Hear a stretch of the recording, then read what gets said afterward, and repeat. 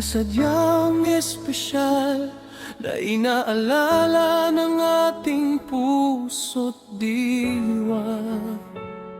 Tuwing mayudo ang ating alay, ay pagbati sa mag-asawang tunay.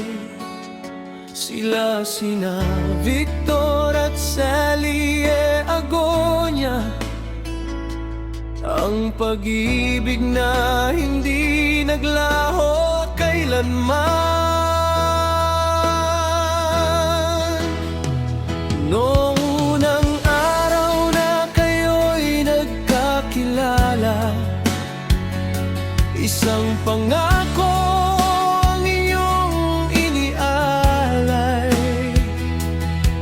Si Victor ang lalaking puno ng tapang, si Sally ang kabiyak na puno ng lambing.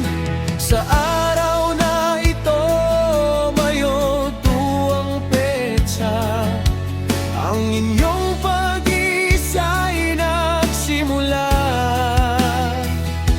Isang buklod na matibay at tapat, na hindi kayang sirain ng anuman.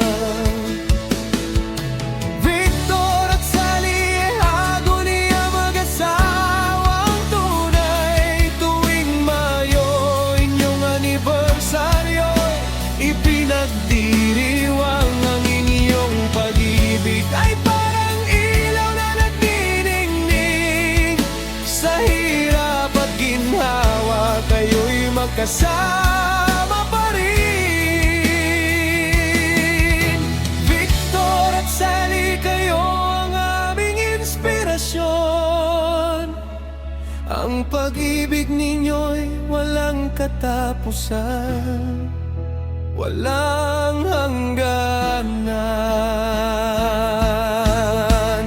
Sa mga taong lumipas na, marami kayong pinagdaanan, mga ligaya at lungkot na inyong pinagdaanan. Ngunit sa bawat pagsubok, kayo'y hindi sumuko, dahil sa inyong pagmamahal na tapat at totoo. Si Victor laging nandyan para kay Sally, si Sally laging nandyan para kay Victor.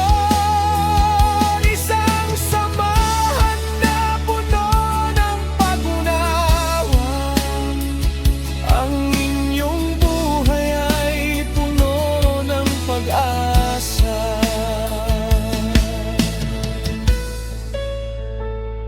Kayo ang patunay na ang pag-ibig ay tunay, na ang pag-iisa ay sadyang mahalaga. Sa Mayo